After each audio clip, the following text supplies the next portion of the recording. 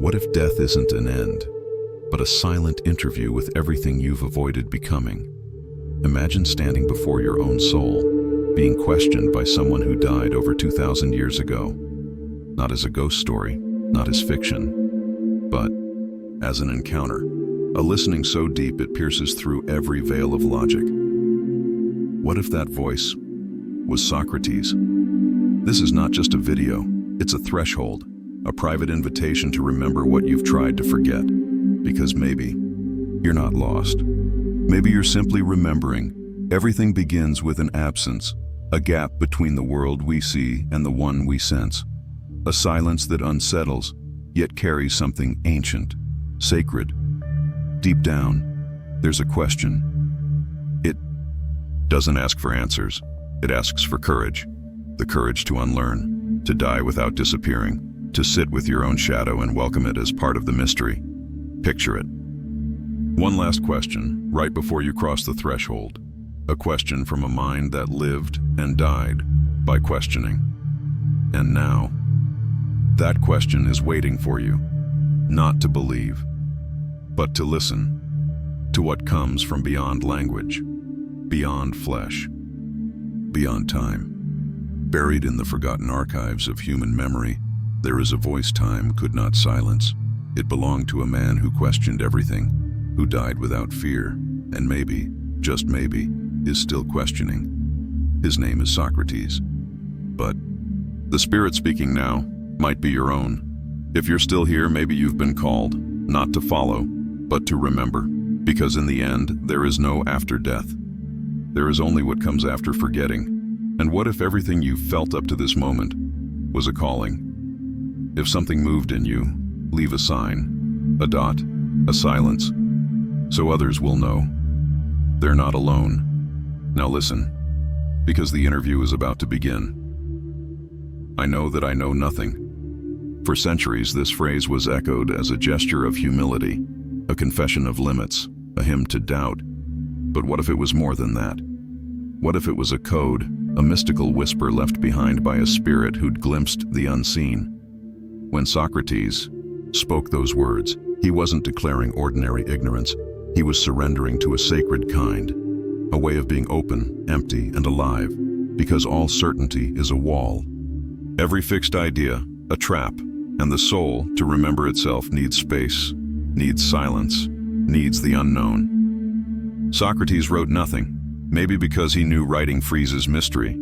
He preferred dialogue, motion, doubt that breathes, and in the moment of death, that doubt becomes revelation, not answers, not theology, but stillness. He didn't see gods or angels. He saw a mirror, not one that shows a face, but one that reflects essence. In the ancient mysteries, Orphic, Eleusinian, initiation never began with knowledge. It began with loss, with descent, with dying before death. Because to know, you must first forget. To awaken, you must first be emptied. That is the paradox of spiritual wisdom. Today, we chase knowledge like trophies. We want more. We want control. Even our spirituality has become performance. But the soul doesn't work that way. It reveals itself in the pause, in the soft spaces, in the surrender. Maybe you've been feeling it lately, that everything you thought you knew no longer fits. And that isn't failure. It's invitation, because only those who admit not knowing can hear what speaks in silence. Contemplative. Practice. Close your eyes, breathe in slowly, whisper inwardly, "What do I still think I know?" Then, wait, let the question hang. Don't rush toward answers. Just listen to the space between your thoughts. What you feel isn't ignorance. It's room for the soul to speak again. Socrates knew that wisdom wasn't content. It was depth. Like standing on the shore of a night ocean, vast and unseen, yet full of presence. He wasn't searching for conclusions. He was seeking the right question. Maybe, so are you. And if your soul had to choose between one final answer or a sacred question, what would it choose? Listen closely, because maybe When Socrates died, he didn't discover anything. He simply remembered everything. Imagine walking through a quiet plaza at dusk, sensing you're being watched.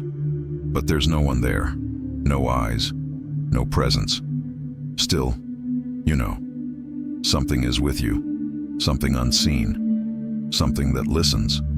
Socrates called it the daemon, not a god, not a demon, but a presence, a whisper that didn't command, but warned.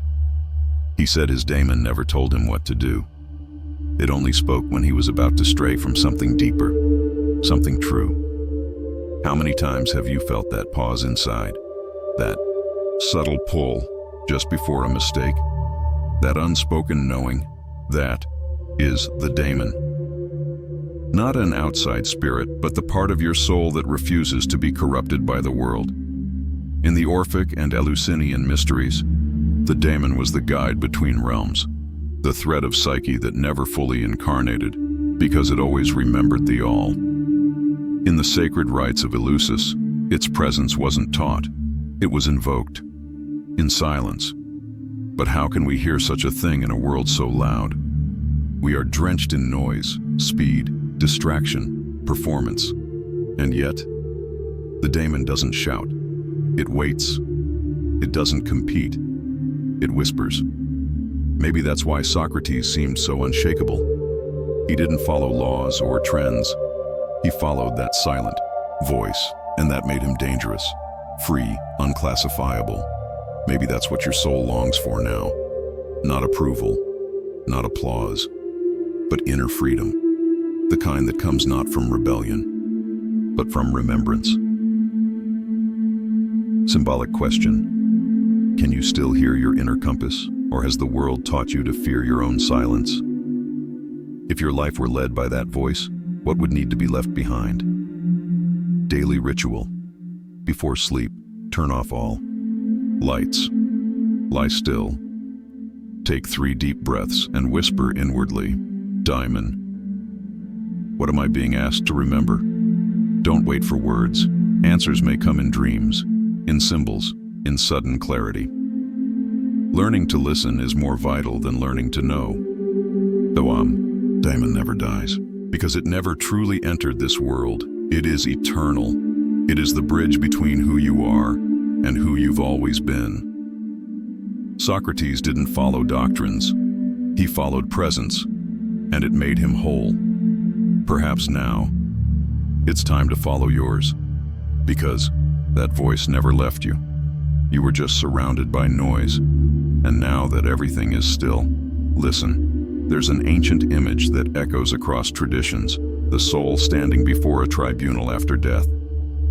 But this is not a courtroom of gods. There are no external judges, no celestial laws, no sentencing. There is only presence, silence, and truth. Socrates believed the soul judges itself, not through punishment, through clarity. When the body dies, something lifts, and what remains is not what you owned, said, or proved, but how you vibrated, how you lived your truth or avoided it. In the deep psychological cartography of Stanislav Grof, people in near-death states often encounter symbols, tunnels, archetypal figures, radiant beings. But beyond the images, there is a deeper process, a confrontation with the self, not as guilt, as reflection. This judgment is not about what you did, it's about who you refused to be. All the parts of you that were exiled, suppressed, feared, they rise, not as tormentors, but as mirrors.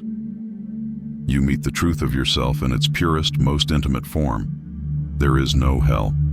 There is only resonance, and resonance reveals everything. That's why the soul's judgment is inevitable, because it's not imposed, it's remembered.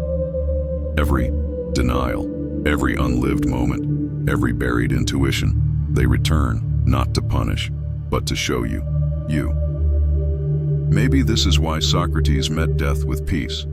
He had already done the work, faced himself, unmasked himself. He had nothing left to hide. This is the sacred invitation of death. Radical transparency, silent practice. Bring to mind a moment of pain, something unresolved. Sit with it, breathe, and ask silently, what is my soul trying to show me through this? Do not analyze, do not defend, just listen. Let whatever arises appear, an image, a face, a word, or stillness. Whatever it is, receive it. This is soul judgment, not with verdicts, with vision. Because truth doesn't need explanation, it just needs to be seen. Socrates understood this. That's why he died without resistance. He had already been seen by the only gaze that mattered, his own. And you? What are you postponing to look at? What inner truth has been patiently waiting to be honored? Look now, because the judgment has already begun, and maybe it's the only true liberation. The story is familiar. Socrates, sentenced to death for corrupting the youth and questioning. The gods of Athens is offered a chance to escape. He declines. He takes the cup of hemlock and drinks it with calm. But that moment isn't just a historical act. It's a spiritual gesture, a ritual, a living metaphor. The hemlock wasn't merely poison. It was release, a passage. At that moment, Socrates didn't choose death. He chose awakening, because some deaths aren't endings. They are openings, and some poisons, paradoxically, purify. In this light, the hemlock becomes a symbol, not of defeat, but of surrender, of shedding illusion, of leaving behind the world of shadows and walking into essence. What is our hemlock today? What are we clinging to? Ideas, roles, stories, selves that have already died inside us. What are we afraid to let go of? Not because it nourishes us, but because we've forgotten how to live without it. The soul doesn't fear death. It fears imprisonment. It fears wearing masks. It didn't choose. It fears pretending. It fears silence that's not sacred, but suffocating. So perhaps our modern hemlock is not a potion, but a moment. The moment we stop fighting the end of a cycle. The moment we stop reviving what's already lifeless. The moment we choose to let something sacred die, so something more authentic can live. Reflective question. What in your life is already dead, yet still being carried? What must be released, not in anger, but in reverence? Because sometimes awakening comes not through light, but through loss, through shedding, through the humility of knowing this no longer belongs to me. Symbolic technique. Take a piece of paper. Write down 3 things in you that are dying. Don't judge them, feel them. Then read each one aloud and say, I release you. I thank you. I let you go. Burn the paper carefully, or keep it in a sacred space, not for ceremony, but for soul. As Socrates drank the hemlock without fear, perhaps you too can sip your symbolic poison without resistance. Let the illusion dissolve. Let the mask fall, because only what is false can die. What is true in you cannot be harmed. And maybe like Socrates, you'll find that the greatest freedom is not escaping death, but embracing it as a threshold. The threshold where resistance ends and consciousness begins again. Picture a place beyond time. No body, no name, just presence and standing before you. A calm figure with eyes that see through pretense. He isn't a judge. He isn't a guru. He is a mirror. Socrates. But he doesn't test you. He doesn't lecture. He simply asks a question. And that question changes everything. What truth are you most afraid to remember? It's not a riddle. It's an invitation. A quiet unveiling of the self you've spent lifetimes avoiding. Even in death, Socrates keeps doing what he always did, disarming the ego with questions so precise. They slice through illusion like light. Because the soul doesn't awaken through declarations. It stirs through discomfort. It shifts through the ache of a question that can't be dodged. What would you hide from Socrates? What part of you still pretends? What truth inside you is so loud that you've learned to mute it? Perhaps the questions we fear the most are the ones that reveal our frequency, not the questions we ask the world, but the ones we avoid asking ourselves. What in me is still asleep? How many masks have I worn just to be loved? What would I lose if I told the full truth of who I am? Socrates wouldn't answer. He'd hand you the silence, the kind that makes your heartbeat louder, the kind that makes lies unbearable. He knew. The soul doesn't evolve through answers. It matures through presence and through the unbearable grace of being seen by yourself. Your life, with all its pain, detours, grief, awe, and quiet miracles, is not random. It's your myth, your signature, your unfinished text, symbolic invitation. Write your own apology of the soul, not as a defense, but as a confession of truth. Ask yourself, what did my soul come here to do? Really? Don't worry if you don't know. What matters is that you're willing to listen. Write in silence. Read it out loud, just once. Then hide. It not from others, from noise. Because some truths don't need a stage, they just need air. They just need to breathe. Perhaps by the end of this imagined interview, you'll realize it wasn't Socrates asking. It was you. The part of you that already remembers calling the rest of you to wake up. And in that moment, everything stills. Everything aligns. You don't need to understand. You only need to listen. Listen with your soul. Because sometimes the question is the portal and the silence is the answer. What if everything you've heard isn't a story? What if it's a memory? A memory older than thought, older than flesh. Something that never left you, only waited. I know that I know nothing. We quote it, we admire it. But what if it's not just a phrase?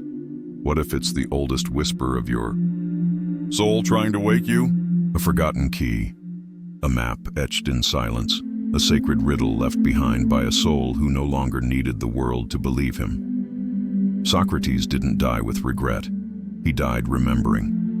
And now here you are, not by accident, but by resonance, by a call. You didn't hear with your ears, but with your inner compass.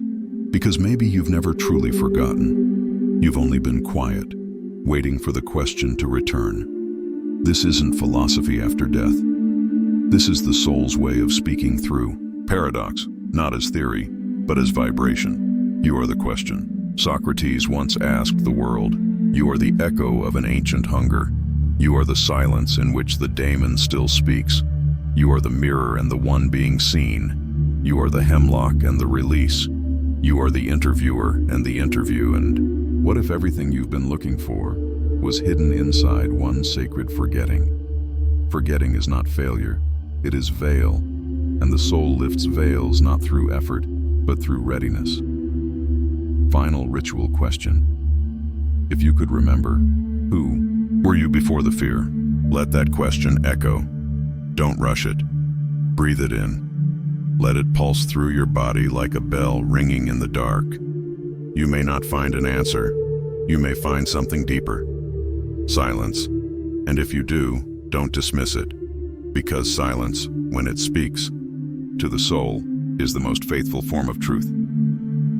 Symbolic call to action. If something inside you stirred, leave a sign, a dot, a pause, a silent gesture. So others will know they are not alone, because those who see must recognize each other. The interview is ended, but the awakening may have just begun.